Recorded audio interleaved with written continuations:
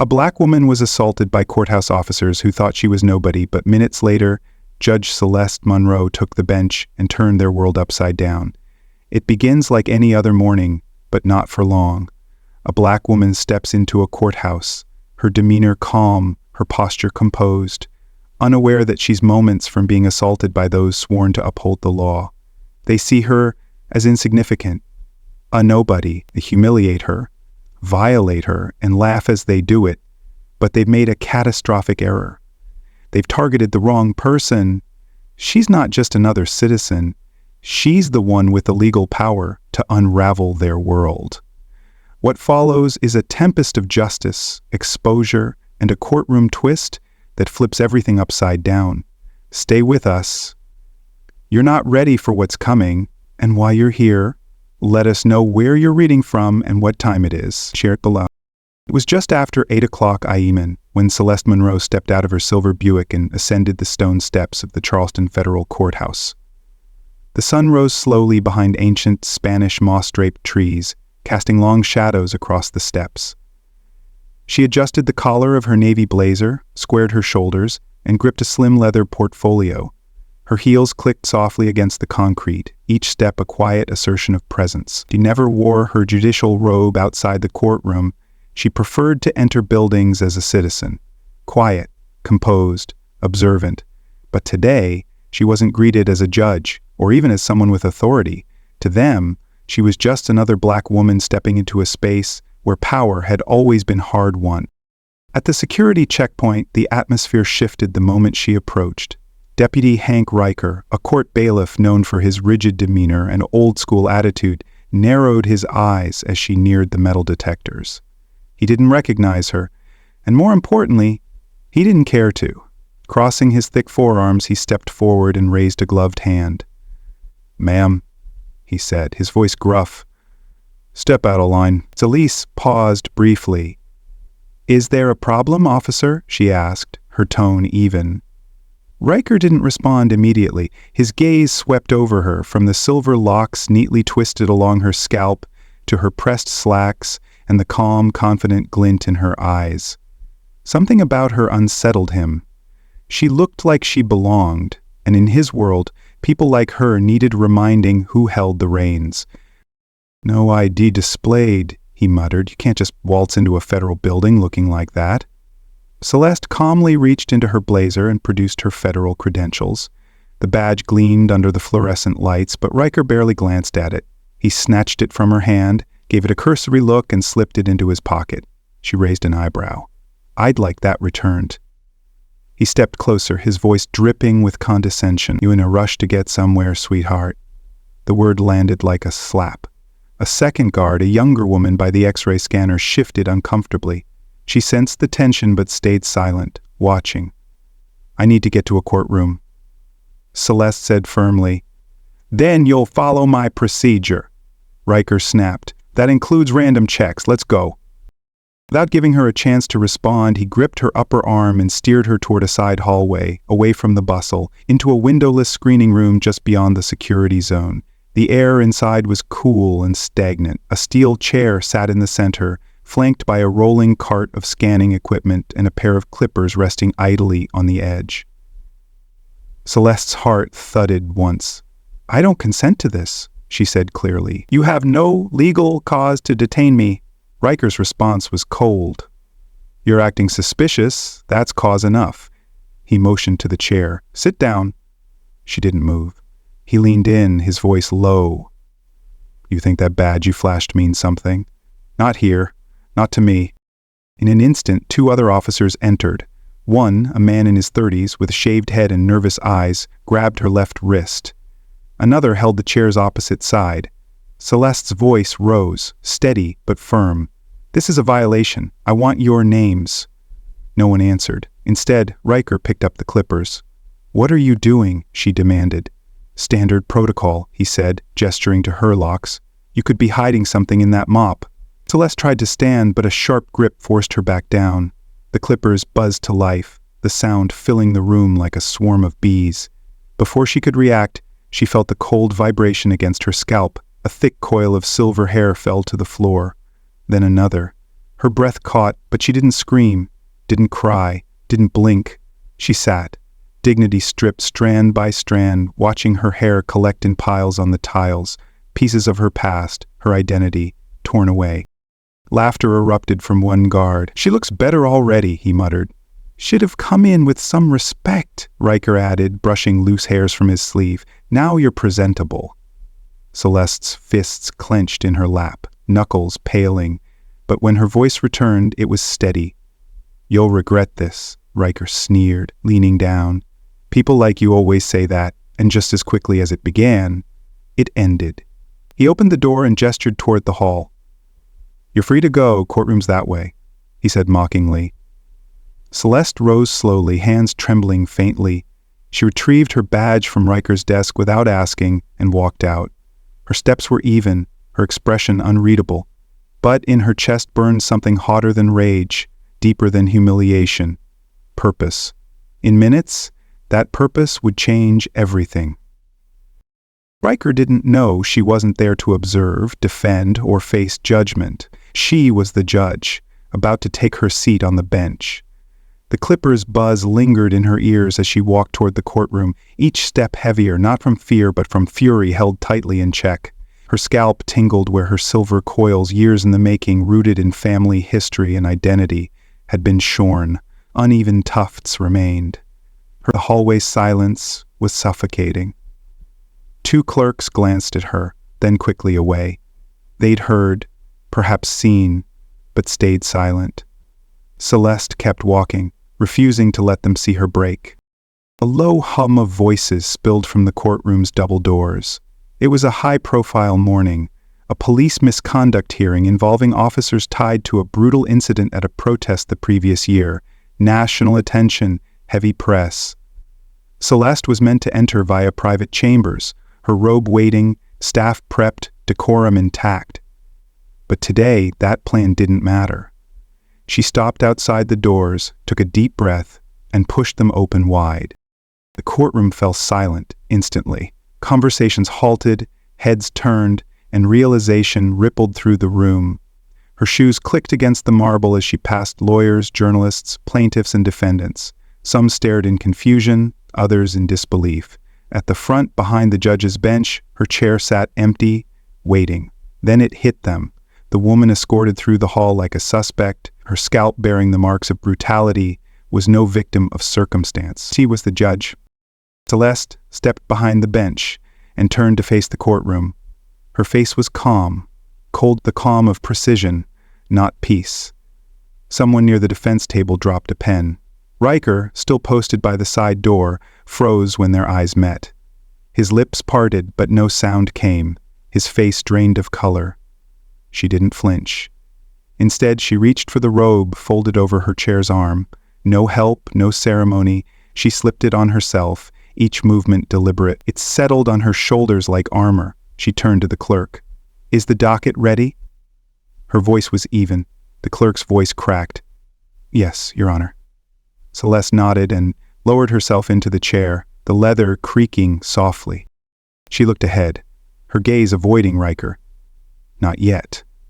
We will begin with preliminary testimony on Case 2371 F, United States versus Charleston Police Department," she said, as if nothing had happened. "Charges of abuse of power, excessive force, and civil rights violations. All parties present?" A murmur of "Yes, Your Honor," echoed back. The attorneys shifted in their seats, some wide-eyed, others guilty, some angry that a black woman dared to stand after what they assumed had broken her. She ignored them. "We will proceed." The first witness was an officer involved in the protest incident, accused of pushing an elderly veteran to the ground, breaking his ribs.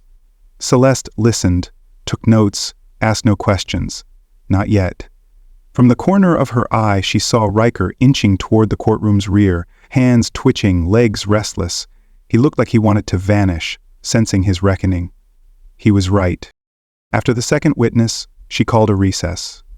The courtroom emptied in a daze, lawyers whispering, afraid to speak too loudly. Celeste remained seated. When only her clerk, two officers, and Riker remained, she finally looked at him. "Deputy Riker," she said, her voice sharp as glass. He stopped mid-step, stepped forward. His mouth stammered. Yes, Your Honor." She motioned to the courtroom's center. He obeyed, moving like a man approaching a cliff. "State your full name for the record." He blinked. Hank Riker. "How long have you served as bailiff here?" 14 years. She tapped her pen against her legal pad. "And in those 14 years, how many women have you assaulted in that screening room?" The color drained from his face. Your Honor, I didn't know." "That's not what I asked." He looked for help. None came. "How many complaints have been filed against you, Deputy Riker?" "I'm not sure." Her voice rose, precise. 12. 12 formal complaints, all buried, all dismissed, because you hid behind procedure." His mouth trembled. "I didn't know who you were. And that's the problem," she snapped, her voice cracking the silence. "You thought I was no one, just another black woman you could bully, shave, humiliate for sport. You didn't even ask my name." Riker tried to speak, but no sound came. Celeste rose. "Because of you, this courthouse, this temple of justice is stained. Because you assaulted a federal judge in her own courthouse, you are now the subject of a criminal investigation. Effective immediately." She turned to the officers by the exit. "Escort Deputy Riker into custody, separate from general population. Formal charges to follow." They moved swiftly, cuffs ready. "No, wait," Riker shouted. "You can't." But he was wrong. She already had. The courtroom no longer felt like a courtroom. Riker, once a symbol of control, was gone, let out in cuffs, his badge surrendered, his power stripped. But the aftershock lingered. In the silence, the hum of ceiling fans, the sidelong glances of staff who'd known for years and said nothing. Celeste sat back, fingers laced over the bench, her robe like steel. There was no returning to before. She didn't want to. Something had shifted, not just in her but in the room. Her clerk entered quietly, holding notes. "Your Honor, the next witnesses are prepped." Celeste nodded. "How long do we have?" 8 minutes. She looked at the empty gallery, feeling Riker's presence like a stain. She exhaled. The day had defied every expectation, and it was only mid-morning. The door creaked. A young intern, Megan, stepped in, glasses fogged, pale. Celeste nodded. "Everything okay?" Megan hesitated, then closed the door. "I saw it," she whispered. "What happened with Riker?" "I didn't know what to do. I was scared." Celeste studied her trembling hands, then said gently, "Thank you for telling me. That matters." "I didn't stop it." "No," Celeste replied, "but you're speaking now." "That's more than most." Megan straightened. "If you need me to testify, I will." Celeste placed a hand over hers briefly, a silent acknowledgement. The courtroom doors creaked again as the public returned. "All rise," the clerk called, her voice steadier. Everyone stood, even those who'd once laughed at Riker's jokes. Celeste resumed her seat. Court is back in session. The atmosphere had shifted subtly, sharply. The power was no longer in question. This wasn't just a hearing. It was a reckoning. The next witness, Howard Briggs, a black father in his mid-40s, testified about his son, tackled during the protest, his windpipe crushed. He spoke of begging for paramedics, being told his son was faking, and the lack of discipline when footage emerged. Celeste listened, every word a blade cutting through the room. When he finished, she leaned forward. "Mr. Briggs, thank you for your courage. I know this isn't easy." He nodded, voice cracking. "I just wanted to mean something." She met his eyes, not as a judge, but as someone who knew silence. "You've been heard." After a recess, in her chambers, Celeste stared at her reflection. Uneven hair, raw patches. The woman in the mirror looked battle-worn, not judicial. But justice was a war for truth, one she wouldn't lose. Her clerk knocked. The U.S. Attorney's Office submitted a sealed motion. They want to escalate charges against Riker, civil rights violations. Celeste didn't blink. Good. Accept it. As the door shut, she exhaled, not in relief, but resolve. The real reckoning was coming. The courtroom filled again, the air electric. Celeste stepped onto the bench, her presence undeniable. No bailiff announced her, just her shoes on hardwood and the rustle of her robe. Everyone rose instinctively. She tapped the gavel. "Court is in session." She turned to the prosecution. "Call your next witness." Lieutenant Daniel Cook, an officer from the protest, took the stand, polished and proud. He claimed injuries were minor. Protocols followed. Celeste cut in. "Do you consider a crushed trachea minor?" The question hung. He stammered. "No, Your Honor." "Then why did your report call it soft tissue trauma?" He shifted. Standard language. Her gaze locked. "And you approved it, knowing the victim was 17 and unarmed." A pause. "Yes." "Do you believe justice was served?" Silence. "I followed protocol," and she sat back. That wasn't the question. The testimony continued, clinical but damning. During the next recess, the gallery buzzed, reporters typing, advocates noting. A woman mouthed, "Thank you," as Celeste passed. In her chambers, she hung her robe, staring at it, plain yet powerful. Without it, she'd been assaulted. With it, people stood. A knock. "Someone from the DOJ, Your Honor." A man in a gray suit entered, handing her a sealed envelope. "This courthouse is under federal review. What happened is a Title 18 violation." Celeste nodded. "Start with the supervisors who buried Riker's complaints. Then the judges who signed off." He paused. "The footage is viral. CNN, MSNBC, social media, even the Senate's talking." She shook her head. "I didn't do it for them." He smiled. "That's why it matters." The courtroom swelled with reporters, attorneys from Atlanta, D.C., Chicago. It wasn't just a case. It was history. A defense attorney rose, requesting special counsel, claiming Celeste was compromised. She cut in. "Because I was assaulted, I can't do my job?" The gallery bristled. "I was humiliated for who I am, yet I've conducted this hearing with respect. Real bias is a man shaving a woman's hair without cause. 12 ignored complaints buried by this institution." She leaned forward. "This court will proceed. I won't recuse myself. Appeal if you must." She tapped the gavel. Denise Talley, a former courthouse employee, testified about Riker's complaints, suppressed by Judge Terrence Mahoney, Celeste's mentor. "He said it would undermine trust," Denise said. The lie echoed. Justice delayed for appearances. Celeste called a recess, a reporter whispering she's rewriting the courtroom. Outside, protesters gathered, signs reading, "Justice starts now." Reverend Marcus Hill visited her chambers, handing her a list of Riker's victims, ready to speak. "It's worth it now," she said, "because of you." The next day, a confidential folder revealed Mahoney's signatures on dismissed complaints, one memo endorsing Riker's order over certain groups. Celeste's fingers crumpled the page. This was a purge. The Senate Judiciary Committee inquired, and 2 judges resigned. The courtroom was packed, national now. Celeste entered new evidence: Riker's complaints, their suppression, the signatories. "This court won't protect institutions over individuals," she declared. A man, Louis Bryant, spoke of Riker breaking his ribs in 2011, his complaint dismissed. Others rose, 15 in total, their silence broken.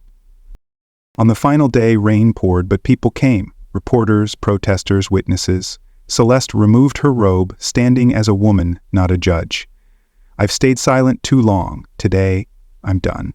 She found Riker guilty, recommended reviewing all his complaints, and introduced the Monroe Mandate: anti-bias trainings, screenings, zero tolerance for discrimination. This isn't revenge, it's responsibility. So you sentenced Riker to 12 years. Addressing him, "You thought silence would shield you. Now you sit in the seat you made for others."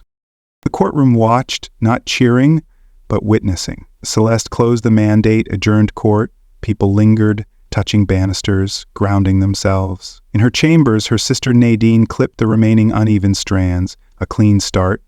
Celeste looked in the mirror. Bold, bare, strong. "This is who I've always been," Nadine said. That night, Celeste walked out bareheaded, a woman in her 70s thanking her, a teenager nodding, their shaved heads a silent bond. Months later, the Monroe Mandate spread, a bill drafted in Congress.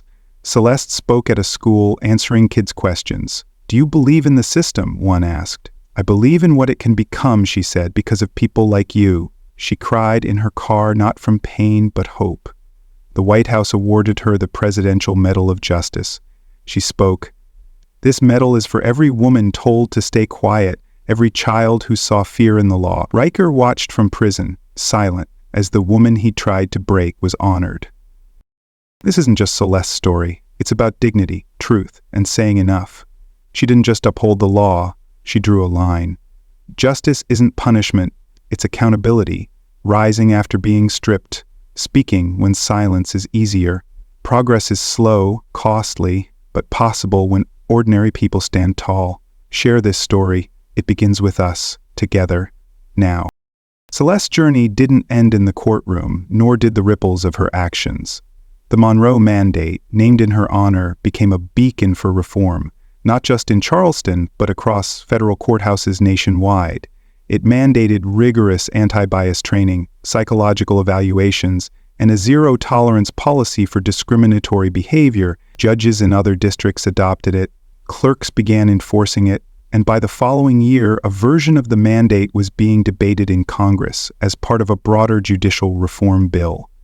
Celeste hadn't planned to spark a movement, but her refusal to back down had done exactly that. Back in Charleston, the courthouse itself transformed. The once cold halls, where silence had shielded abuse, now buzzed with a new energy. Staff underwent mandatory retraining, and a civilian oversight board was established to review complaints. The screening room where Celeste had been assaulted was repurposed into a training center for diversity and ethics. The clippers were gone, replaced by posters outlining the mandate's principles. It wasn't perfect, change never is, but it was a start. Celeste continued her work, presiding over cases with the same precision and fairness. But something had shifted in how she carried herself. She walked the halls fuller, her presence commanding not just respect, but recognition. The janitors nodded to her with quiet pride. The younger security officers offered subtle gestures of support. In the courtroom, litigants and attorneys alike stood a little straighter when she entered, not just for her title, but for what she represented. Her story spread beyond the legal world. Community groups invited her to speak not as a judge, but as a woman who'd faced injustice and turned it into action. She visited churches, libraries, and town halls, sharing her experience with those who'd felt powerless against systems that dismissed them. Each time, she emphasized that change didn't come from titles or robes. It came from ordinary people refusing to stay silent. "You don't need a bench to make a difference," she'd say. "You just need a voice." One evening, at a community center in Charleston's historic district, Celeste met a group of young women training to become paralegals. They'd read about her case, watched the viral footage, and wanted to know how she kept going. One asked, "Did you ever feel like giving up?" Celeste paused, her mind flashing to the screening room, the buzz of the clippers, the laughter. "Every day," she admitted, "but giving up would have meant letting them win, and I wasn't about to do that." The room erupted in applause, but she raised a hand. "It's not about me. It's about what we do next, together." Her influence reached unexpected places. Law schools began teaching the Monroe Mandate as a case study in judicial ethics. Activists cited her in op-eds, and filmmakers approached her about documentaries, though she declined, saying, "The story isn't mine, it's ours." Still, the media couldn't let go. Headlines called her the judge who changed justice, and editorials praised her as a symbol of resilience. She didn't read most of them, but one article, taped to the courthouse break-room fridge, caught her eye. Federal judge refuses to back down after public assault, launches historic reform. Someone had scrawled in Sharpie, "She's our judge." That made her smile. Celeste's personal life shifted too. She and Nadine grew closer, their bond strengthened by the day Nadine had clipped her hair, turning an act of violence into one of empowerment. They spent evenings on Celeste's porch, sipping tea, watching the neighborhood settle into dusk. Nadine would tease, "You're famous now, Judge. Gonna get a big head?" Celeste would laugh, her bare scalp catching the porch light. "Not if you keep me grounded." The teenager who'd nodded to her that night outside the courthouse became a regular visitor. Her name was Aisha, a high school junior who'd shaved her head in solidarity after years of feeling pressured to conform. She shadowed Celeste at work, asking questions about law, justice, and courage. One day she confessed, "I want to be like you, but I'm scared I'm not strong enough." Celeste knelt to meet her eyes. Strength isn't something you're born with. It's something you build, one choice at a time. As the months passed, Celeste's hair began to grow back, silver coils returning unevenly but defiantly. She didn't cover them, choosing instead to let the world see her scars and her strength. Her reflection in the mirror no longer felt like a stranger's. It was hers, battle-worn, resilient, whole. She'd lost something in that screening room, but she'd gained something greater, a clarity of purpose that no one could take away. The Presidential Medal of Justice ceremony was a pinnacle, but not the end. Standing before the nation, Celeste spoke not of her own achievements, but of those who'd been silenced, those who'd paved the way. The quiet girl from the classroom, now a freshman at Howard University, sat in the front row, her question, "Do you still believe in the system?" echoing in Celeste's mind. The applause was respectful, deep, a recognition of shared struggle. As she stepped off the stage, she felt the weight of the medal not as a burden, but as a reminder of the work still ahead. Across the state, Hank Riker sat in his cell, the television flickering with Celeste's speech. He didn't speak, didn't move, just stared as the woman he'd tried to break stood tall, honored for the strength he'd underestimated. The screen went black, but the silence lingered, a truth he couldn't escape. His punishment wasn't just the years behind bars. It was the knowledge that his actions had sparked a movement he couldn't stop. Celeste's story isn't just about one woman or one courthouse. It's about dignity, about truth, about what happens when someone says enough. She didn't just uphold the law, she redefined it, drawing a line in the sand that others could stand behind. Justice, she showed, isn't just about punishment. It's about accountability, about rising after being stripped bare, about speaking when silence is easier. It's about leading with integrity even when the system turns against you. For those who've seen change and resistance, this story resonates deeply. Progress is slow, costly, and demands courage from ordinary people doing extraordinary things. Maybe you've faced injustice, watched a loved one suffer, or felt powerless against it. But Celeste's story proves that power doesn't come from a badge, a title, or a bench. It comes from standing tall when the world tells you to shrink. If this story moved you, if it made you feel seen, or reminded you that change is possible, don't keep it to yourself. Share it with someone who needs hope, because justice doesn't end in the courtroom. It begins with us, together, now. Celeste Monroe's story teaches us that true power lies in standing tall against injustice, no matter the cost. One voice can spark a movement. One choice can rewrite history. If her courage inspires you, don't just watch. Act. Share this story, subscribe, and join us in amplifying truths that demand to be heard. Justice begins with us, right now.